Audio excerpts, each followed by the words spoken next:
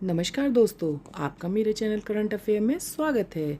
देश दुनिया की नई नई जानकारियाँ देना ही मेरा उद्देश्य है। आज का टॉपिक बहुत ही इंटरेस्टिंग होने वाला है क्योंकि हम बात करने वाले हैं प्रधानमंत्री नरेंद्र मोदी द्वारा इनॉग्रेट किए गए इंडिया इंटरनेशनल कन्वेंशन और एक्सपो सेंटर यशोभूमि के पहले पार्ट के बारे में। यह दिल्ली के द्वारिका में बना और एशिया का सबसे बड़ा मीटिंग, कॉन्फ्रेंस और एग्जीबिशन सेंटर है। यह इंदिरा गांधी इंटरनेशनल एयरपोर्ट्स के टर्मिनल 3 और नई दिल्ली रेलवे स्टेशन से जुड़ा हुआ है।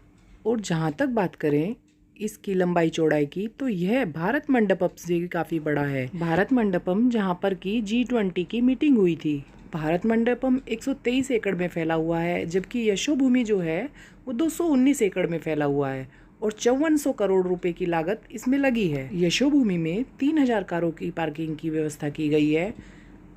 इस यशोभूमि में यह व्यवस्था की गई है कि ड्रेनेज वाटर को हम दोबारा से यूज़ कर सकते हैं और ड्रेन वाटर हार्वेस्टिंग सिस्टम भी इसके अंदर लगा हुआ है। अब जहाँ तक बात करें कि इस कन्वेंशन सेंटर को बनाने की आवश्यकता क्यों महसूस हुई, तो इस कन्वेंशन सेंटर को बनाने का मुख्य उद्देश्य यही था कि अगर कोई विदेशी मेहमान आते हैं और ज़्यादा संख्या में कोई मीटिंग ऑर्गेनाइज करनी है, जैसे कि अभी हाल ही में आपने देखा होगा कि हमने G20 की मीटिंग ऑर्गेनाइज की है। उस दौरान जैसे हमने डिनर का आयोजन किया था और ज़्यादा से ज़्यादा लोगों को एक जगह बैठाया जा सके, तो इसके लिए इस प्रकार के कन्वेंशन सेंटर को बनाने की आवश्यकता महसूस हुई। इस कन्वेंशन सेंटर में जो हॉल बनाया जाएगा उसमें लगभग 6000 लोग एक साथ बैठ सकते हैं। यह दिल्ली के द्वारिका सेक्टर 25 में बनाया गया है। इसका उद्घाटन PM नरेंद्र मोदी द्वारा अपने जन्मदिवस के अवसर पर किया गया है। तो चलो दोस्तों, अब चलते हैं यशोभूमि की सैर के लिए। मैं चाहती हूँ कि आप लोग भी मेरे साथ इस रोचक वीडियो को देखें।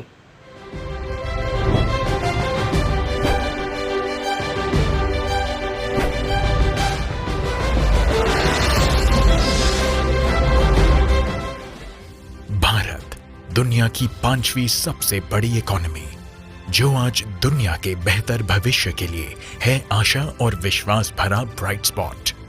भारत, जहां 140 करोड़ सपने हैं और 140 करोड़ धड़कनों का एकजुट सामूहिक सामर्थ्य, जहां आज सुशासन, सेवा और गरीब कल्याण के लिए समर्पित एक अभूतपूर्व और युग दृष्टा नेतृत्व है।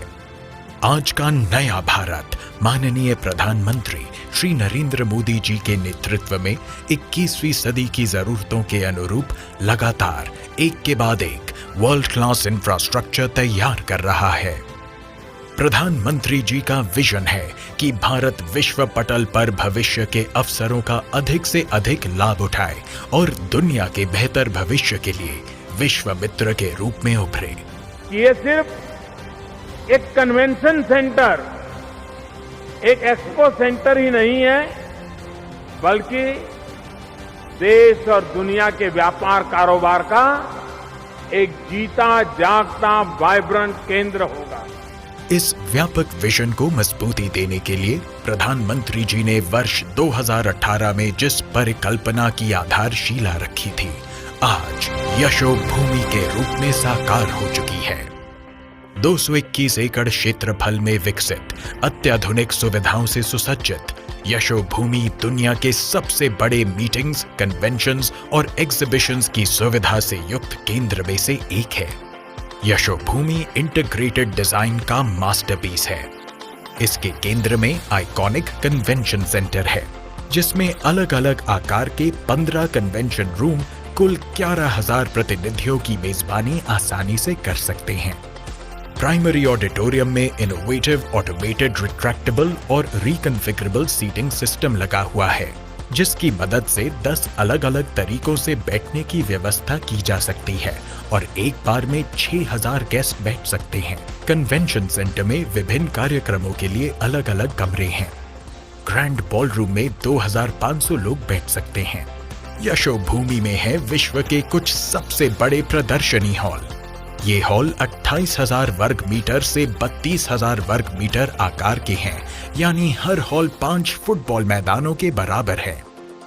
इस कन्वेंशन सेंटर में भारत का सबसे बड़ा LED मीडिया फसाड है। यहाँ 3000 से अधिक कारों को अंडरग्राउंड पार्किंग की सुविधा है। यशोभूमि का पर्यावरण अनुकूल परिसर IGBC प्लैटिनम रेटिंग वाला है। सौर panel, rain water harvesting system और 100% अपशिष्ट जल के पुनः उपयोग की व्यवस्था से युक्त यह केंद्र सस्टेनेबिलिटी और इको फ्रेंडलीनेस के प्रति भारत की मजबूत प्रतिबद्धता की भी मिसाल है। IGI एयरपोर्ट से 10 मिनट की दूरी पर स्थित यशोभूमि तक urban extension road 2, Dwarka expressway, Delhi metro और परिसर के भीतर स्थित मेट्रो स्टेशन में से किसी भी माध्यम से बहुत आसानी से पहुंचा जा सकता है।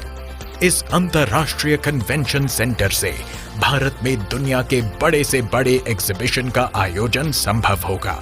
इससे ट्रेड और कॉमर्स को बढ़ावा मिलेगा, रोजगार के नए अवसर बनेंगे और पर्यटन से लेकर हॉस्पिटैलिटी तक विविध सेक्टर्स में नए मौके बनेंगे।